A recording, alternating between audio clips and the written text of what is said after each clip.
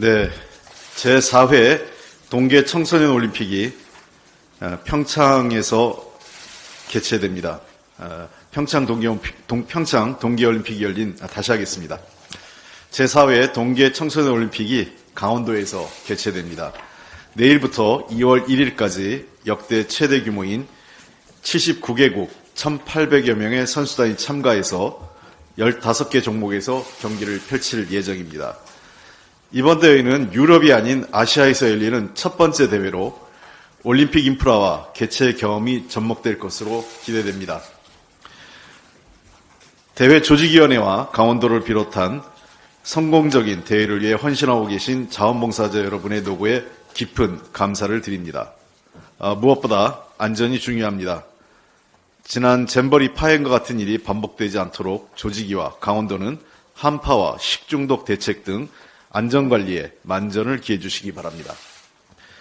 함께할 때 빛나는 우리라는 슬로건처럼 세계 청소년들이 함께 우정을 나누고 평화를 만드는 소중한 기회가 되기를 바랍니다. 또한 이번 대회를 통해 K-팝과 K-푸드 등 한국의 문화를 널리 알리고 세계 문화와 교류하는 문화올림픽이 될 수 있기를 기원합니다. 국민 여러분께서도 많은 관심으로 대회 관람은 물론 아름다운 강원도의 겨울을 즐기시기 바랍니다. 네, 요즘 코리아 디스카운트 얘기가 종종 나오고 있습니다. 코리아 디스카운트의 최대 불안 요인은 무엇일까요? 윤석열 대통령입니다. 윤 대통령은 임기 중 자본시장 규제 혁파를 통해 코리아 디스카운트를 해소하겠다고 했습니다. 그러나 어제 주가지수 코스피는 급락해 시가총액 46조가 증발됐습니다. 환율도 급등했습니다. 새해 들어 우리나라 증시는 급락을 거듭하면서 G20 국가 중 등락률 꼴찌를 기록하고 있습니다. 대통령이 공매도 금지 등 총선용 정책을 쏟아내도 역효과만 나는 가장 큰 이유는 코리아 디스카운트의 가장 큰 원인이 윤석열 대통령과 이 정부에 있기 때문입니다. 한국 경제의 최대 리스크입니다. 한국 기업과 시장이 제대로 된 평가를 받지 못하는 코리아 디스카운트를 결정하는 주요 요인은 첫 번째는 남북관계 등 지정학적 리스크입니다. 두 번째는 시장의 불확실성 제거 및 시장 신뢰에 영향을 주는 법치와 부정부패 문제입니다. 그리고 세 번째는 경직된 노사관계와 불투명한 지배구조를 지적하고 있습니다. 윤석열 대통령과 현 정부는 이 모든 것을 최악으로 만들고 있습니다. 우선 남북관계를 파탄으로 몰아넣어 긴장을 고조시키고 있습니다. 그리고 민주주의와 법치의 퇴행으로 시장이 가장 싫어하는 불확실성도 증폭시키고 있습니다. 의회가 적법하게 통과시킨 법안의 습관적인 거부권 행사, 그리고 본인과 부인, 처가의 각종 범죄 의혹에 대해서 수사, 특검, 처벌을 모두 막으려는 행태로 법치에 대한 신뢰도 저버리고 있습니다. 또한 노조를 악마화하면서 노정관계를 최악으로 만들어 산업 현장의 안정성도 불안해졌습니다. 그리고 KT, 포스코 등 외국인 지분이 절반 가까이인 기업 인사에 개입하는 등 관치경제로 회귀하여 시장경제를 크게 훼손하고 있습니다. 이렇게 위험하고 불공정하고 부정부패가 용인되면 정부가 시장에 부당하게 개입하는 나라의 경제는 저평가될 수밖에 없습니다. 윤석열 대통령과 이 정부의 행태가 가장 큰 문제임에도 계속된 무책임한 언행과 정책, 오만하고 독선적인 태도를 바꾸지 않는 한 한국 경제 리스크 해소는 불가능할 것입니다.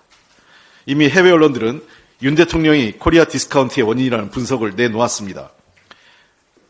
파이낸셜 타임즈는 정부의 기업 인사 개입, 법치를 훼손하는 사명권 남용이 한국 경제에 대한 불신을 조장하겠다고 지적한 바 있습니다. 최근 상황을 예언하듯이 한국 정부가 포스코 지배구조에 간섭하려는 시도는 40%의 지분을 보유한 외국인 투자자들의 분노를 불러일으킬 가능성이 높다고 강조하기도 했습니다. 한국은행은 최근 금융통화위원회에서 부동산 PF 부실 가능성과 가계와 기업 대출 관련 리스크를 강조했습니다. 우리 경제가 매우 비상한 시기에 대통령이 최대 경제 리스크가 된 것은 매우 불행한 일입니다. 대통령실 참모들과 여당은 검찰총장 출신 대통령을 두려워하지 말고 대통령의 잘못을 바로잡아야 합니다. 이를 방치하고 그저 그 앞에서 듣기 좋은 소리만 하면 한국 경제를 망치게 된 공범이 될 것입니다. 대통령이 말씀을 할수록 국민은 혼란스럽고 시장은 얼어붙고 해외로부터는 조롱거리가 되고 있습니다. 세간에는 너무 앞뒤가 맞지 않고 비상식적이라서 도대체 대통령 자신도 무슨 말을 하는지 모를 거란 평가마저 나오는 상황입니다. 지금 대통령이 해야 할 일은 중구난방식 감세 발언이나 관치로 시장 불안을 키우고 나라 근간을 흔드는 것이 아니라 대통령과 그리고 이 정부가 상식적인 그리고 지극히 이성적인 수준의 발표를 해줄 것을 다시 한번 부탁드립니다. 전세사기 특별법 1월 국회 통과를 다시 한번 촉구합니다. 선구제 후회수 프로그램을 도입해서 피해자 인정 요건 확대 등을 실질적 피해구제 방안을 담은 전세사기 특별법이 국토위를 통과해 법사위에 계류 중이나 정부 여당 반대로 그저 답보 상태에 있습니다. 정부 여당의 무능과 무책임 속에 전세사기 피해는 계속해서 늘어나고 있습니다. 주택도시보증공사 발표에 따르면 2023년 전세사기 등으로 집주인이 보증금을 돌려주지 않은 금액이 4조 3,347억 원에 달합니다. 이는 전년 대비 3.7배 폭증한 것입니다. 상황이 이런데도 정부 여당은 여전히 전세사기 문제를 사적 거래로 치부하면서 국가의 기본 책무인 주거권 보장을 외면하고 있습니다. 정부는 지난 10일 주택공급 확대 및 건설경기 보완 방안 발표를 했고 이 중 일부에 전세사기 문제 대책을 포함을 했습니다. 주택 보유자와 투자자를 위한 선거형 경기 부양책 발표에 전세사기 부분을 일부 끼워 넣은 것부터 윤석열 정부가 전세사기 피해자들을 얼마나 가볍게 대하고 있는지를 상징적으로 보여줍니다. 그리고 그마저도 기존 대책의 재탕에 불과해 피해자들의 분노를 사고 있습니다. LH가 먼저 전세사기 주택을 사서 보증금을 돌려주는 협의매수 방안이 제시됐으나 임차인 외 채권자가 없는 경우로 한정해 대부분 권리관계가 복잡한 현실에는 아무 쓸모없는 방안입니다. 전세사기 피해가 늘어나고 있음에도 정부 여당은 이를 외면하면서 전세사기 특별법 개정 발목만 잡고 있습니다. 정쟁만 하면서 민생 외면하는 정치 이제 그만해야 됩니다.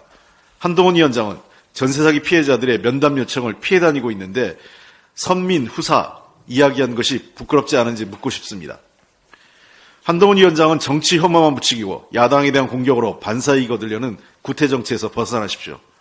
국민의 삶이 비상한데 대통령과 정부에 제대로 된 말 한마디 못하면서 민생 파탄 공범을 자처하는 비상대책위원장은 국가 그리고 국민에 도움이 안 됩니다.